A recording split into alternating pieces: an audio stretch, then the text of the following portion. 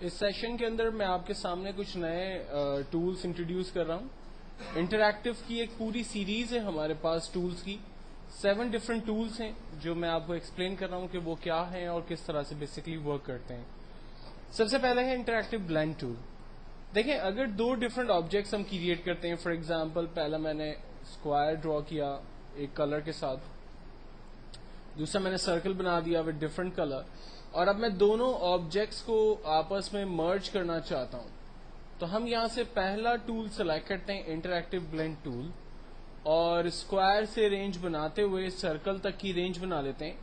آپ دیکھیں اس نے اسکوائر اور سرکل کو کی جو ہے وہ رینج ملا دی آپس میں، اور نمبر آف کاپیز اس نے جنریٹ کر دی.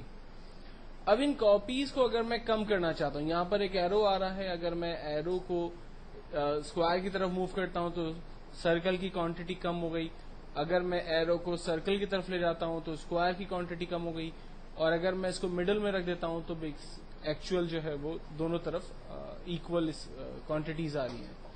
ان کے ٹولز بھی ہمارے پاس اویلیبل ہے ٹاپ پر. لائک اگر میں ان کے کلرز، ان کے شیڈز وغیرہ چینج کرنا چاہتا ہوں، کسی طرف ان کی پوزیشن کو بڑھانا چاہتا ہوں اور کم کرنا چاہتا ہوں، تو وہ ہم یہاں سے یوز کر سکتے ہیں. اگر میں ان کو ختم کرنا چاہتا ہوں تو کارنر پہ ہمارے پاس کلیئر بلینڈ کا آپشن ہے، وہ اس پہ ہم کلک کریں گے تو یہ ختم ہو جائے گا. ایکچوئل میں پریکٹیکل لائف میں سرکل اور اسکوائر کا کام نہیں ہوتا ہے، بلکہ زیادہ تر ہم لوگ ان چیزوں کو یوز کرتے ہیں ٹیکسٹ کے اوپر. فار ایگزامپل میں نے ایک سمپل ٹیکسٹ ٹائپ کیا ویلکم، اور اس ٹیکسٹ کی میں ڈپلیکیٹ لے لیتا ہوں کنٹرول ڈی. ایک ٹیکسٹ کا کلر فار ایگزامپل یلو کر دیتے ہیں، اور فرنٹ پہ جو ہے وہ لائک بلیک کلر ہے. زوم ٹول کی مدد سے اس کو تھوڑا سا کلیئر کرتے ہیں تاکہ صحیح سے سمجھ میں آئے، اور پھر ہم لیتے ہیں بلینڈ ٹول. بلیک سے شیڈ بناتے ہیں یلو کی طرف. آپ دیکھیں ایکچوئل میں ٹیکسٹ جو ہے وہ اپوزٹ ڈائریکشنز میں ہمیں نظر آ رہا ہے، اور ایک پراپر شیڈ یا ایک خوبصورت افیکٹ جو ہے وہ ہمارے ٹیکسٹ کے اوپر ہم نے یوز کیا. اچھا اگر میں اسی کی رینج کو لائک اپوزٹ کر لیتا، اس بلیک ٹیکسٹ کو پیچھے رکھ دیتا ہوں، اور اب میں یلو سے رینج بنانے کی کوشش کرتا ہوں. آپ دیکھیں اب اس کا فرنٹ پہ جو فیس ہے وہ یلو آ رہا ہے، جبکہ بیک پر جو ہے وہ وائٹ کی طرف، بلیک کی طرف سوری، اس کا جو ہے وہ شیڈ جا رہا ہے. تو ڈفرینٹ طریقوں سے ہم لوگ اس کو یوز کر سکتے ہیں. اپنے ٹیکسٹ کو افیکٹ دینا ہو، اس کے لک کو ہمیں چینج کرنا ہو، تو وہ تمام چیزیں ہمارے پاس بلینڈ ٹول سے ہو سکتی ہے.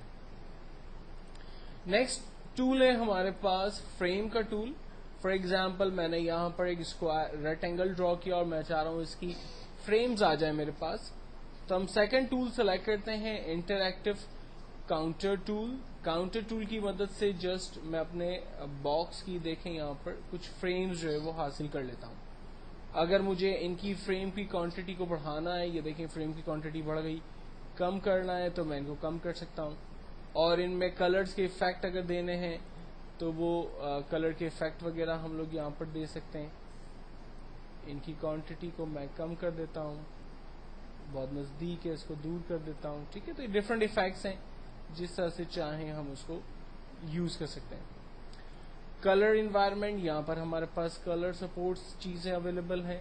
آپ یلو، میں نے دیکھیں یلو سے بلو کی طرف کلرز لیے ہوئے ہیں. یہ کلر ہمیں اپوزٹ ڈائریکشن سے موو کرنے وہ ہم کر سکتے ہیں. ان کی کوانٹٹی کو اگر بڑھانا ہے تو بڑھا سکتے ہیں، کم کرنا ہے تو کم کر سکتے ہیں.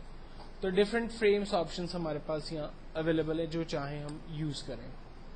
اگر میں چاہ رہا ہوں کہ یہ فریم جو ہے میں ڈیلیٹ کر دوں، تو کی بورڈ سے ڈیلیٹ کا بٹن ہے، ہم اسے یوز کرتے ہوئے اسے ختم کر دیں گے. نیکسٹ جو ٹول ہے ہمارے پاس وہ ایکچوئل میں ہمارے آبجیکٹس میں نوڈ پیدا کر کے اس کے شیپ کو بیسکلی چینج کرتا ہے.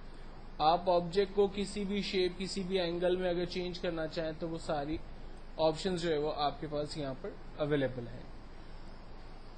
دین اس کے بعد آبجیکٹ یا ٹیکسٹ میں شیڈز اپلائی کر دیں. فار ایگزامپل میں نے ایک سمپل باکس بنایا.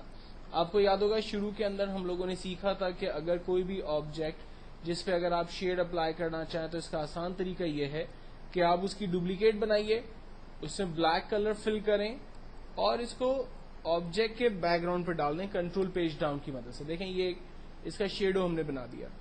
जबकि प्रॉपर तरीका ये कि आप ऑब्जेक्ट ड्रॉ करने के बाद यहां से blend interactive drop shadow tool को सिलेक्ट करते हैं और ऑब्जेक्ट का शेड जो है वो ड्रॉ करते हैं। यहां पर मैं ऑब्जेक्ट का शेड जो है वो बेसिकली ड्रॉ कर रहा हूं। शेड कितना मुझे चाहिए, ऑप्सिटी कितनी होनी चाहिए, कितना वो डल होना चाहिए, ये हम यहां से डिफाइन करेंगे। और अगर शेडो कलर आपको ब्लैक की जगह कोई और चाहिए तो आप यहां से ब्लैक की जगह कोई और शेड सिलेक्ट कर सकते हैं। अगर इसे खत्म करना हो तो फाइनली हम क्लियर ड्रॉप शेडो पे क्लिक करते हैं। ऑब्जेक्ट पे जो शेड अप्लाई हो रहे थे वो हमने खत्म कर लिए। और यही चीज अब टेक्स्ट के ऊपर भी अप्लाई होती है। फॉर एग्जाम्पल अगेन मैं एक टेक्स्ट टाइप कर रहा हूं और मैं चाहता हूं कि इस टेक्स्ट पर भी शेड अप्लाई हो जाए, तो तरीका बिल्कुल वही है। आप ड्रॉप शेडो सिलेक्ट करते हैं और इसकी रेंज बनाकर इसको ड्रॉप करते हैं। ये देखें इसका शेड जो है वो हमारे पास आ रहा है। प्रॉपर्टी बाकी सब कुछ वही है। अगर आप शेड के कलर चेंज करना चाहते हैं या शेड को जो है वो सॉफ्ट और हार्ड रखना चाह रहे हैं तो ये चीजें आप यहाँ पर डिफाइन कर सकते हैं। और अगर खत्म करना चाह रहे हैं तो क्लियर ड्रॉप शेडो करते हैं, शेड्स हमारे खत्म हो जाते हैं।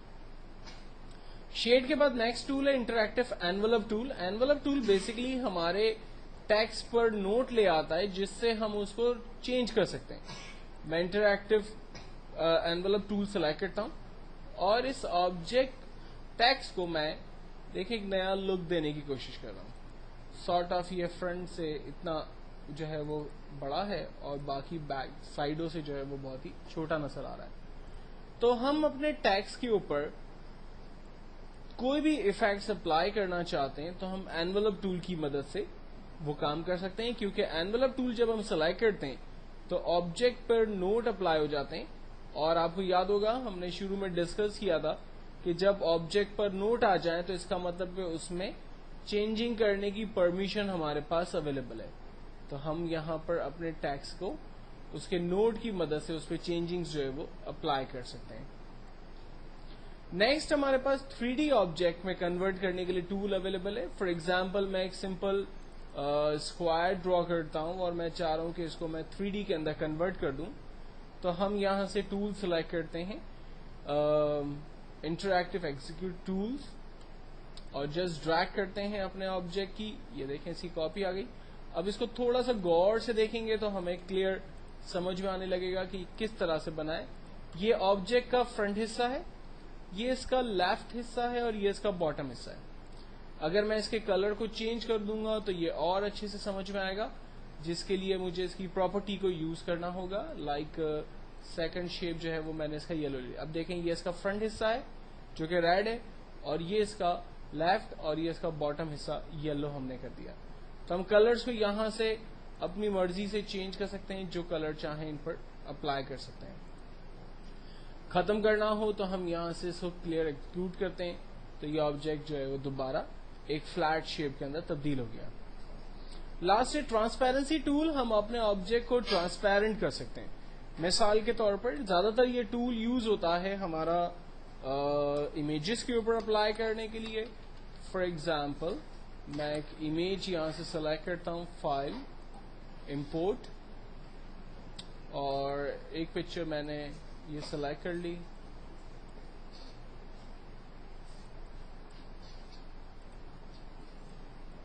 और दूसरी पिक्चर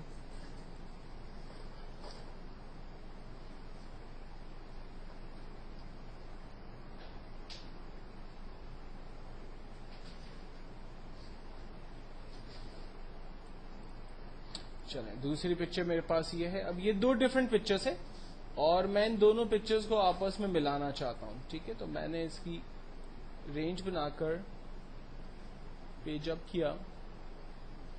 अब ये दोनों पिक्चर्स जो है वो जब मैंने मर्ज किए तो बाकायदा ऐसा लग रहा है कि ये दोनों अलग अलग पिक्चर्स हैं।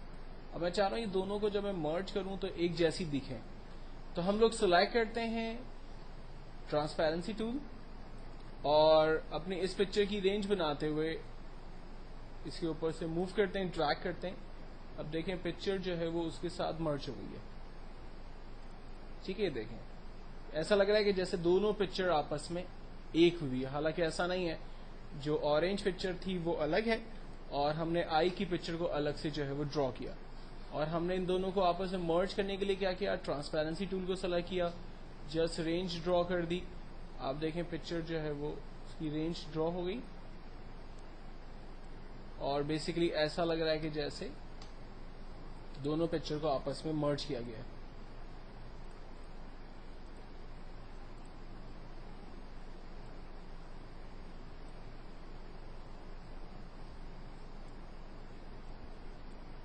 ٹھیک ہے, تو ایکچوئل میں یہ ٹرانسپیرنسی ٹول جو ہے وہ ہم لوگ پکچر کے اوپر یوز کرتے ہیں.